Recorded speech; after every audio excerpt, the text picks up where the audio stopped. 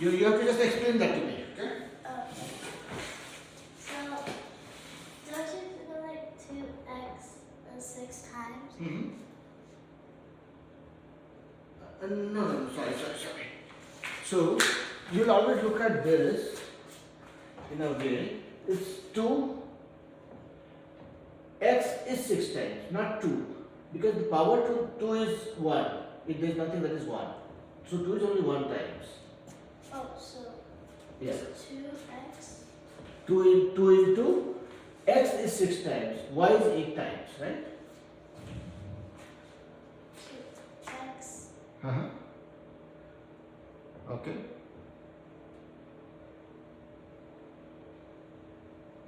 Uh-huh. Okay. And then y is also there, right? So 1x.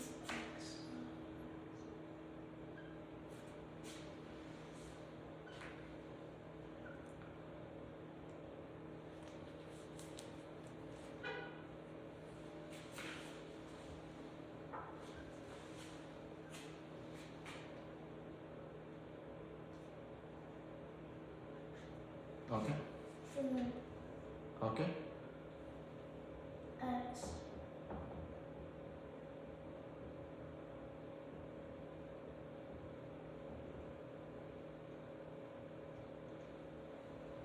Okay. Now what will you do? You take this and like that. Yeah, so you will always knock off x with an x. Oh, okay. Yeah? So,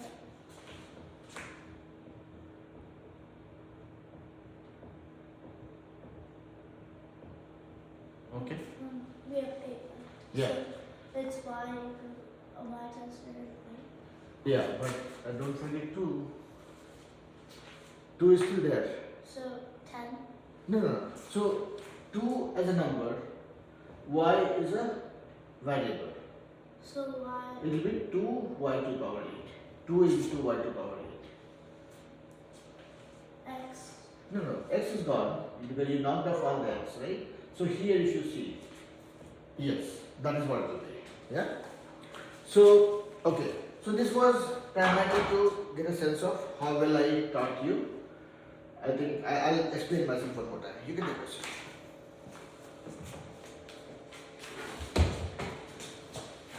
Okay. Is it okay? Yeah. Okay. So, okay.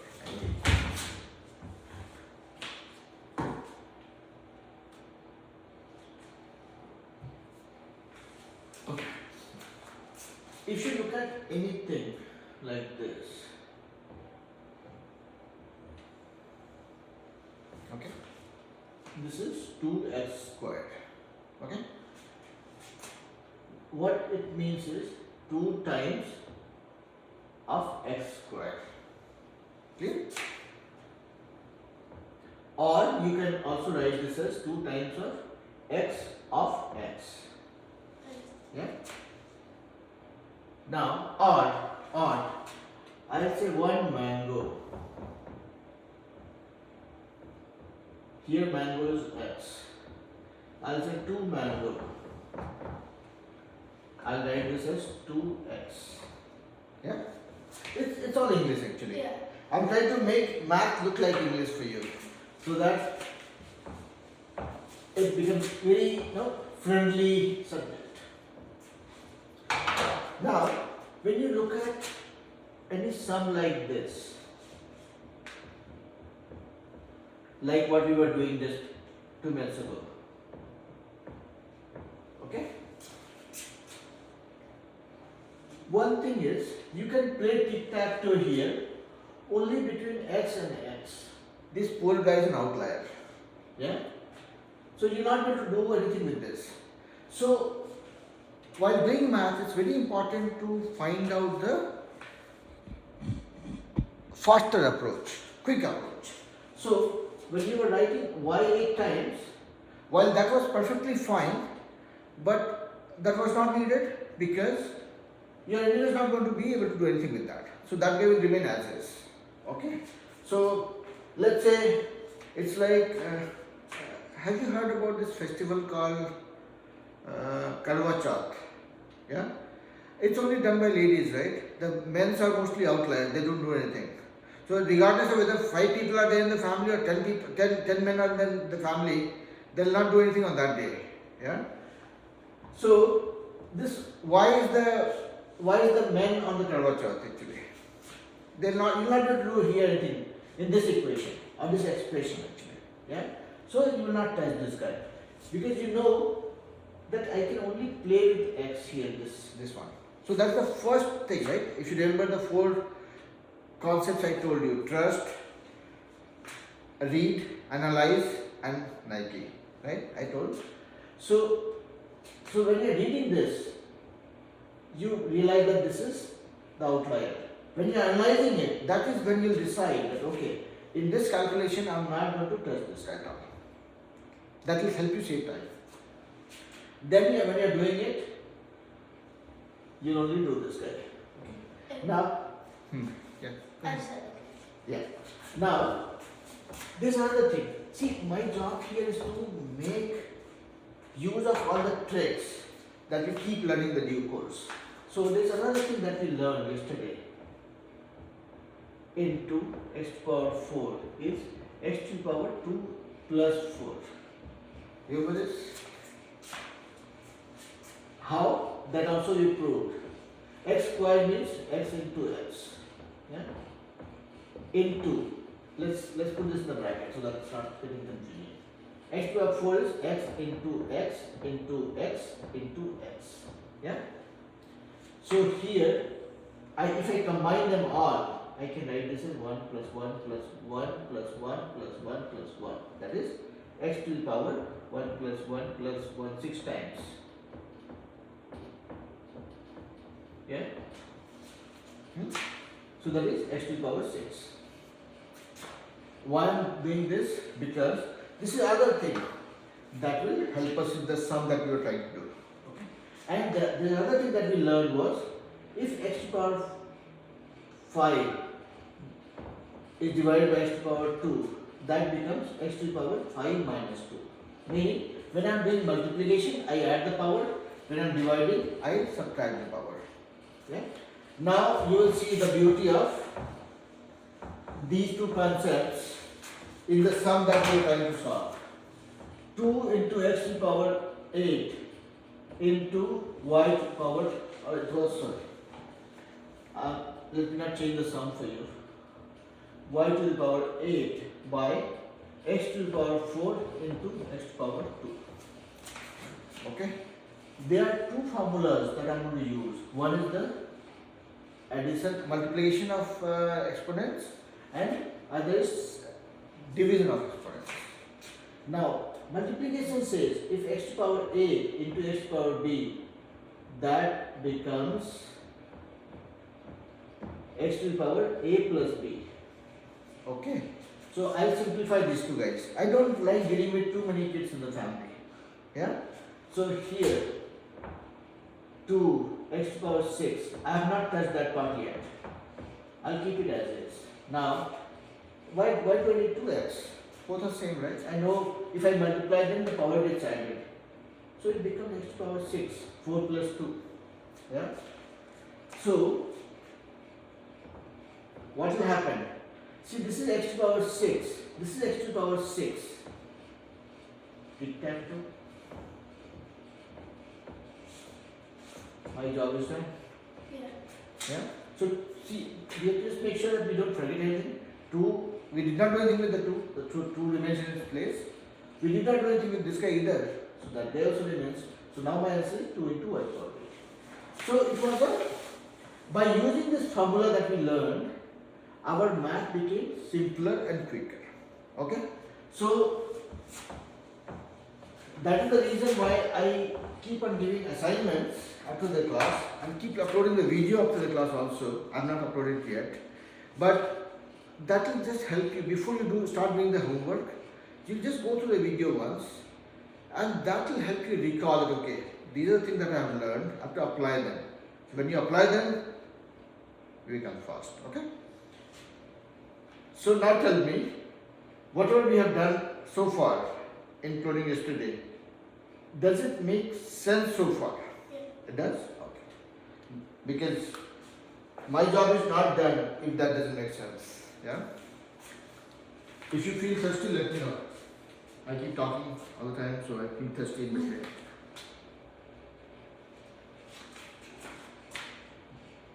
If you need water, let me know. Okay? Alright. So we did this one. So now you want to try the second sum. Let's see if you are getting more comfortable. I mean, we can keep on learning new things, but before we learn new things, we should be thorough with what we have learned before. By y cube into x squared. See if you are getting more comfortable with this.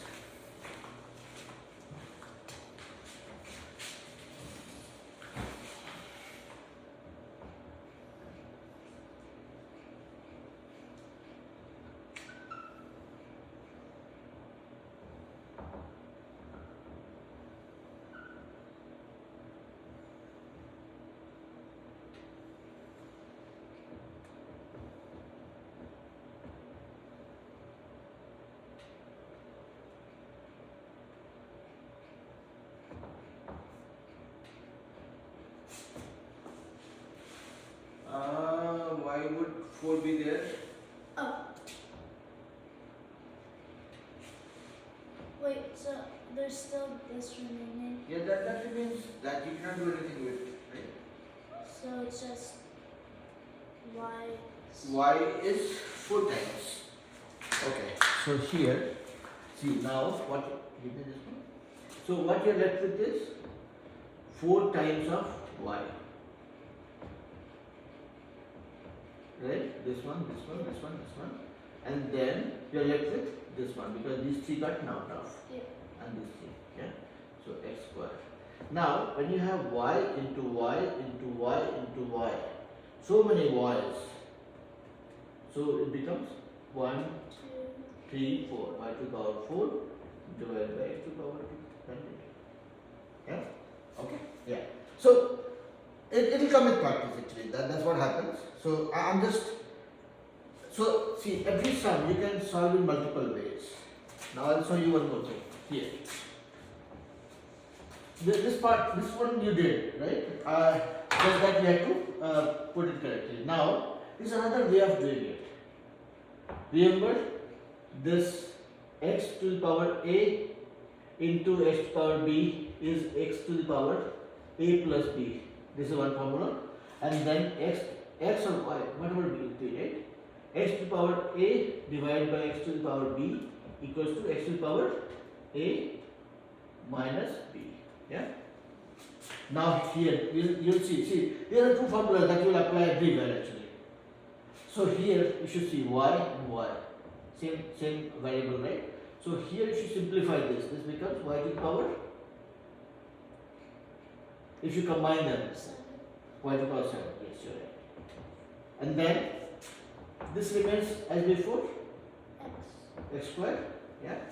Now another thing that we learned was x power a divided by x to the power b is x power a minus b. Meaning, if we divide this guy with this, meaning if I take this part, So 4.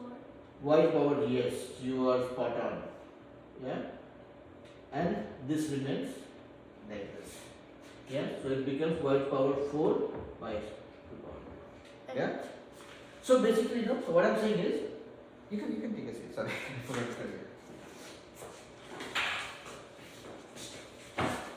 So if you look at this, right, there's always a simpler and the most authentic way that okay, y squared is always y into y. No confusion ever. Y to the power 5 is y into y into y into y into y. Always, no confusion ever. Yeah. So I can always do it that way. Y cube is y into y into y. I can do it that way. That's the simplest way. This is where we learn the trick. That yes, I know this. Because I'll tell you, if I have to do y to the power 25 divided by y to the power 21, imagine how much space you would need on the page. Yeah? So this is where this formula of y to the power a by y to the power b helps or comes handy. Yeah? You'll say, oh, I know this guy. So this is y to the power a minus b. This is my formula. I'll apply this formula here. So this becomes y to the power 25 minus this. This is b. Done. So this becomes a one-step process actually. And when you do this sum multiple times, this kind of sum multiple times, just by looking at this, you'll say, oh, this equals to y equal to 4, y power 4. Yeah? So this is always a very simple way, and that you have to learn, no question about it, because that is what helped us derive this formula. So that we have to know. You don't have to just believe that, okay, Biren said that this by this is this. No, don't trust me, because there is a way to prove it. Okay? And once you know that, that becomes a trick for doing magic with maths. Yeah? Clear? So we have done some sums and we practice some. What I'll do is I'll send you few more sums, okay? Because we practice those. I don't want you to repeat those sums. I'll send you some more. So that you can practice. It is only meant for practice actually. Okay, so that takes care of the exponents thing that we learned yesterday. Let's do one more thing. So let me give you this.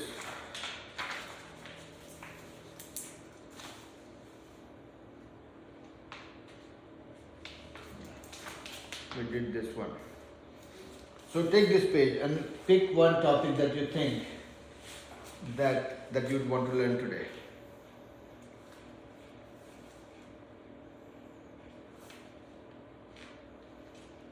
Anything, I mean, if you know, you don't know, both ways. You just pick one. Ratio. Ratio? Okay.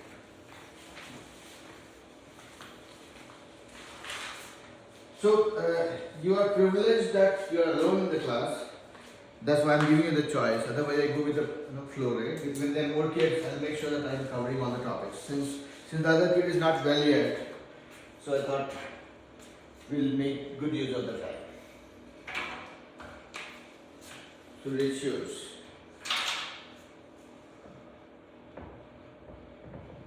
Okay, before I start, you tell me what you know about it. I forgot. It's okay, it's okay. See, again, I always treat math as English, okay? So, you would have heard about this thing. This is the right ratio, this is the wrong ratio, this is not in the correct ratio.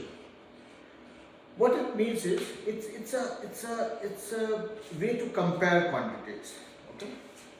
So let's say you have a basket, fruit basket, okay? You have, let's say, doesn't look like apple, but assume it is apple, okay?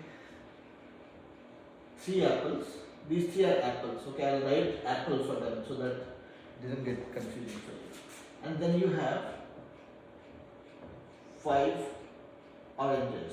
So these are oranges, okay? I'm writing O in between. So here, in this fruit basket, how many fruits you have?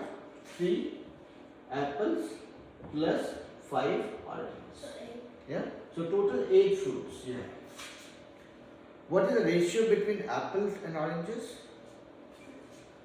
3 apple to oranges. 3, 5. Yes. Apple to oranges ratio 3:5. Very simple, right? Simple English.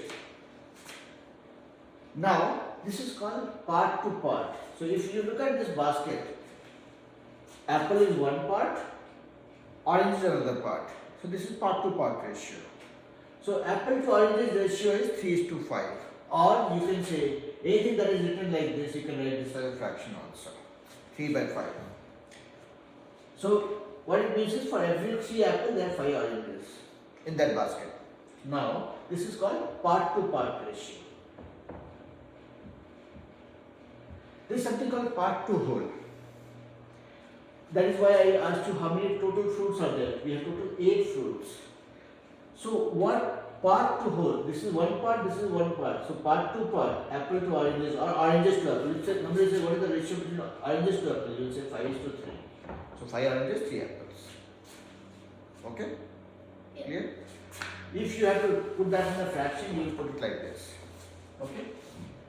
Now, this is part to part. So one part is apple, other part is orange. Now, look at this basket as a whole. Total number of fruits 8. Apple 3. Oranges 5. Okay? So there is another ratio that comes into play that is called part to whole. Meaning, how many apples you have in the total basket, of total fruit basket. So 3 out of 8 or 3:8. Apple to total fruit ratio. Okay. Oranges to total fruit ratio is 5/8. So this is what is called part to whole.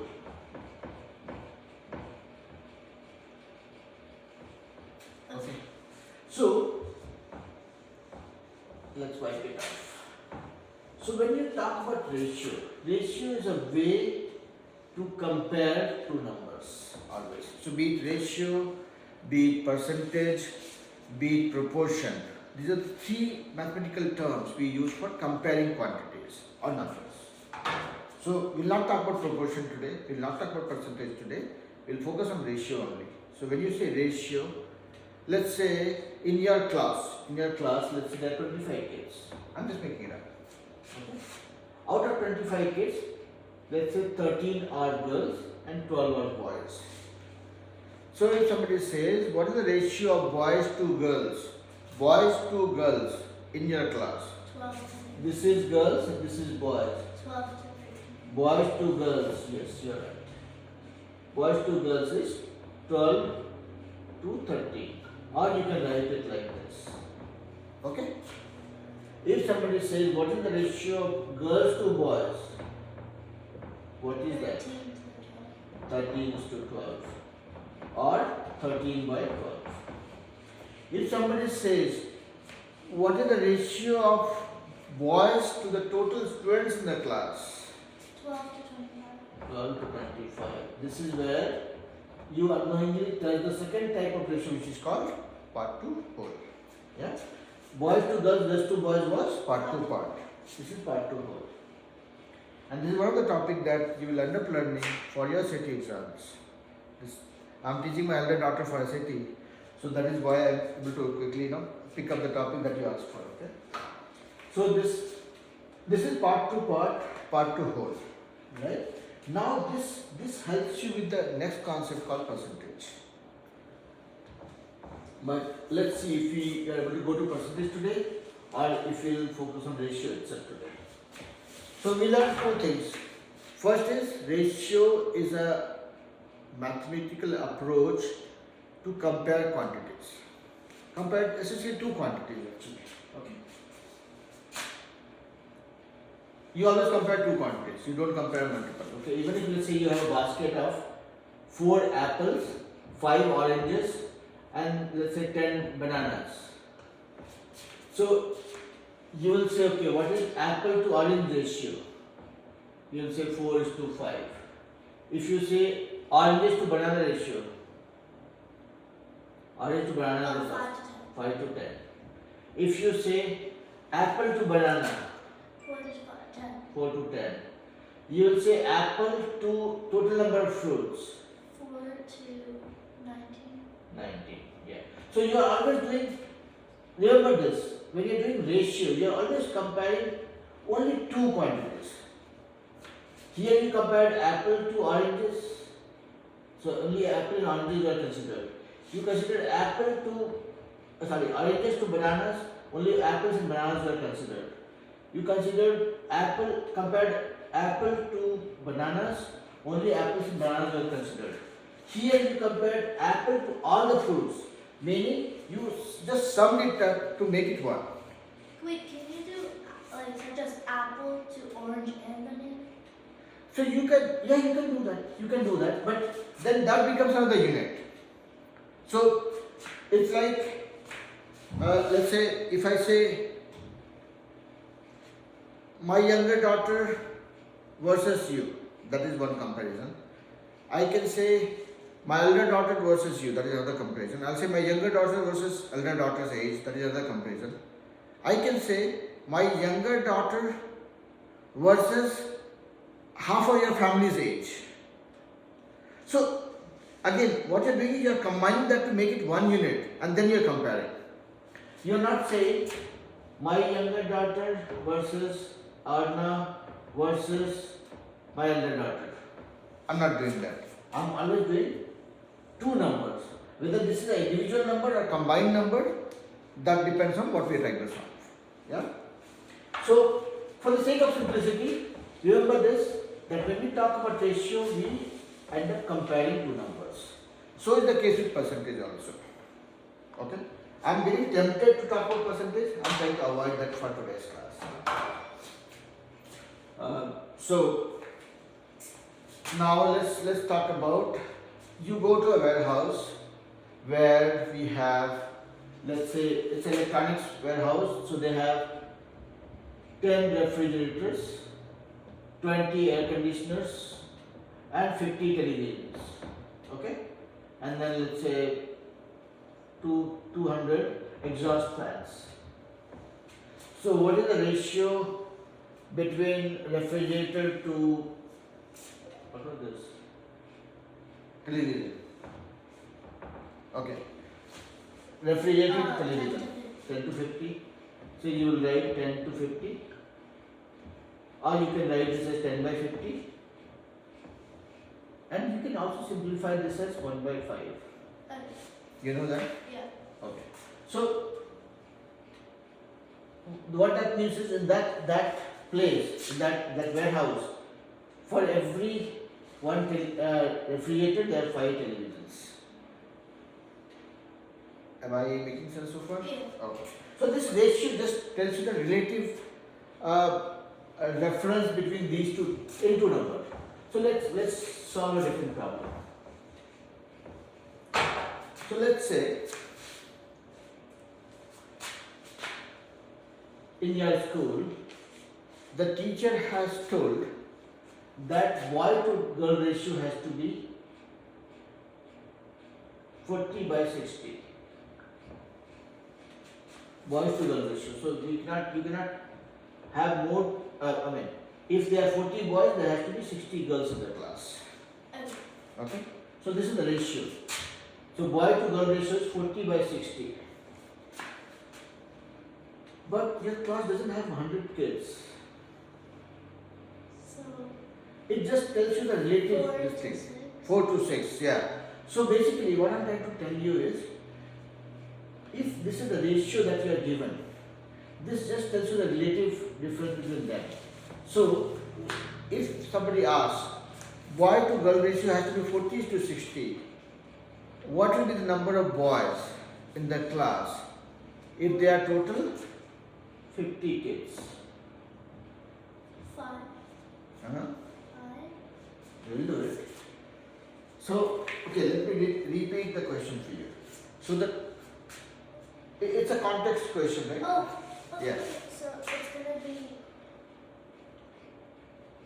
15. No. No, you tell me how will you do it? So 40 to 1600. So 50. So again, I'm repeating the question. The rule is that the principal has said that you have to have this ratio between boys to girls in the class. 20 to 30. I'll come 20 to 30. Yeah, you are close. Yeah, I think you got it. Yeah, you got it. I'll show you how Or to do 10 it. to 30. No. 20 to 30 was correct actually. I'll tell you how to derive that actually. Okay. So the principal said that the boy to girl ratio has to be 40 to 60. Meaning for every 40 boys, there has to be 60 girls in the class. This is the ratio that's been given. If there are total 50 kids in the class, How many boys are there? 20. 20? Oh. It's simple. I know. I think you know it. I'm just trying to kind of poke you to get the right answer. 40 to 60 and then 20. So you divide, yeah. Yeah. You just divide it by. Yeah. So the way you will do it is, see, the question is, the ratio is 40 boys to 60 girls. That's the ratio given.